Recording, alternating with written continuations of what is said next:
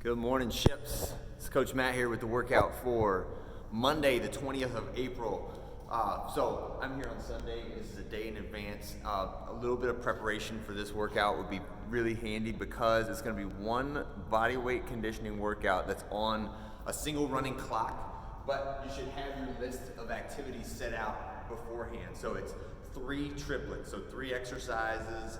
The first block of them is 7 minutes long and it's 20 reps, and then you get 3 minutes of rest. And then the second block is 6 minutes long, 15 reps, and then you get a couple minutes rest. And then the third block is 5 minutes long and it's 10 reps of everything. So it goes from longer, medium to shorter, 3 blocks of exercises. In each block there's a leg exercise, and there's a core exercise, and then there's a little fast movement athletic type exercise in it. Okay, so the first one, before you get started, I want to do a warm up. So warm up, hit that shuttle run. When we do 3-point touch shuttle runs, I want to see you contact the ground with 3 points. So that means like foot, hand, and then pivot and switch directions. The next one is our hurdles. So this is like a lateral hip swivel. Get your foot and knee up as high as you can, go in each direction, right? So as if you're stepping over a really high hurdle.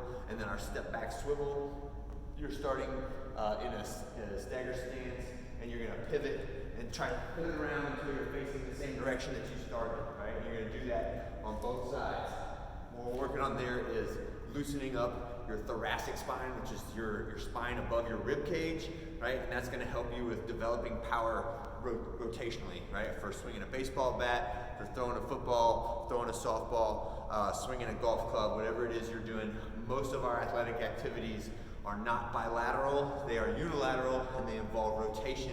And that is one of those core athletic principles that we try to train in the weight room. In this case, in your basement or your front yard, wherever you're at. Okay. All right. Body weight conditioning. 20 reps of a jumping lunge. So you're going to jump into that staggered position. The knee is going to be below the hip. The front shin is going to be vertical, so this front knee is at 90 degrees.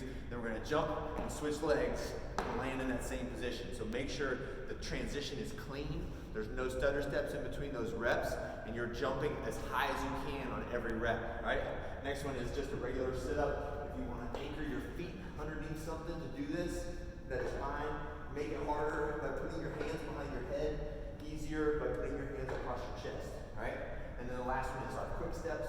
So quick steps, we're just moving our feet through the sprinting position with a controlled tap on an object that's about shin height, okay? So I'm just practicing alternate hand and foot movement as fast as I can do. If you think about the movement of the arm, we say from cheek to cheek, okay? That's where I want my hand to move as I do those quick steps in time with the opposite leg, right? The next one, then you get your 3 minutes rest.